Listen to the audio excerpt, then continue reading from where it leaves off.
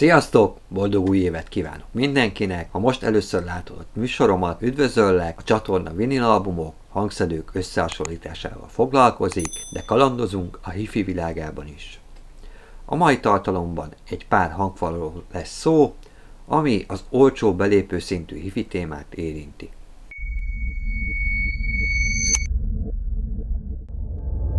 Aki esetleg nem látta azt a videót, amiben elmondom, hogy hogyan raktam össze belépő használt hifit, az a jobb felső sarokban megjelenő feliratra kattintva meg tudja nézni. De röviden elmondom, hogy egy Harman Kardon PM635-ös erősítőt, egy Akai AP100-as lemezjátszót és egy pár Jamo Studio 120 Limited hangfalat szereztem be, nagyon kedvező áron. A Jamo hangfalakat kivéve ezt az összeállítást levittem vidékre, ott használjuk, és nem olyan régen kiegészült egy pár polc hangfallal, amit nekem ajándékoztak. Ezúton is köszönöm szépen a hangfalakat. Ezek a hangfalak pedig nem mások, mint az 1984-es kelet-német gyártmányú RFT B9281-esek.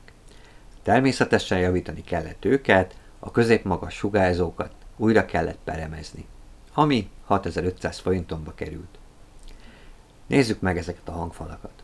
3 utas, zárt rendszeri portsugárzókról van szó, 10 literesek, kb. 9 kg súllyal rendelkeznek. Ennek a súlynak a nagy részét a hangszórók teszik ki, legfőképpen a mélysugárzó.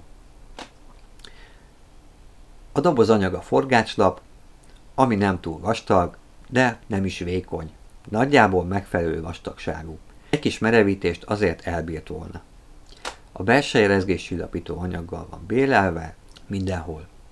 Ami engem meglepett, és a ma forgalomban lévő belépő és középkategória határán lévő hangfalaknál is ritka, az a középsugárzónak az akusztikai elválasztása a mélysugárzótól.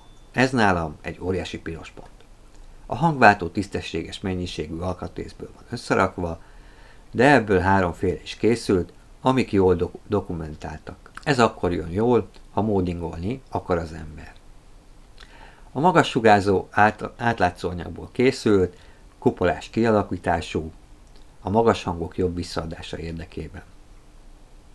A középsugárzó papírmembrános, hab peremezésű, jó kialakítású, a mélysugárzó kemény papírmembrános, a membránszél jó minőségű gumiból készült.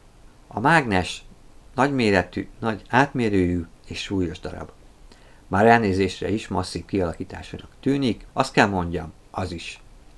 Amikor levesszük a frontrácsot, már akkor látszik, hogy nagyjából az előlap felét elfoglalja a mélysugárzó. Amivel azt sugallja, hogy mély hangokból nem lesz hiány. Hát, azt kell mondjam, hogy ez nem látványelem, hanem bizony tényleg tetemes mennyiségű mély hangokra képesek ezek a hangszórók. Néha azt gondolja az ember, hogy már túl sok, de a végén konstatálja, ennyi mély hang kell. Mindezt úgy adja ki magából, hogy közben nem zavar bele a közép és magas hangokban, nem szaggatja szét ezeket, nem mossa el őket. A magas hangok fényesek, csillogóak, a középhangok megfelelő teret kapnak és tisztán szólalnak meg.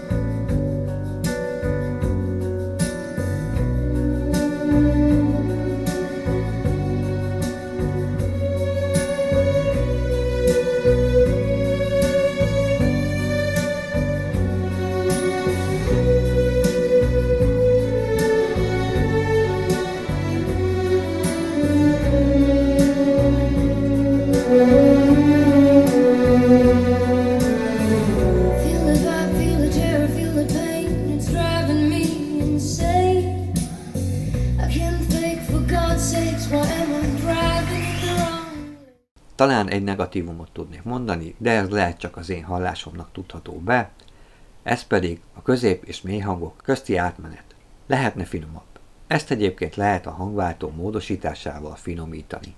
Összességében nekünk nagyon tetszik a hangjuk, jól megépítettek, minden zenei stílussal elboldogul, de ami igazán jól áll neki, az a mély hangokkal teli rock vagy elektronikus stílus.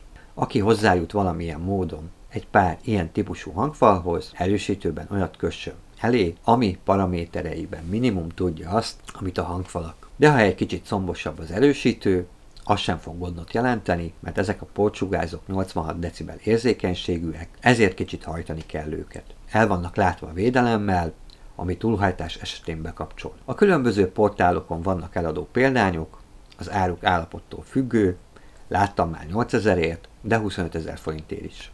Leginkább a középsugárzó pereme szokott tönkre menni, de ez javítható.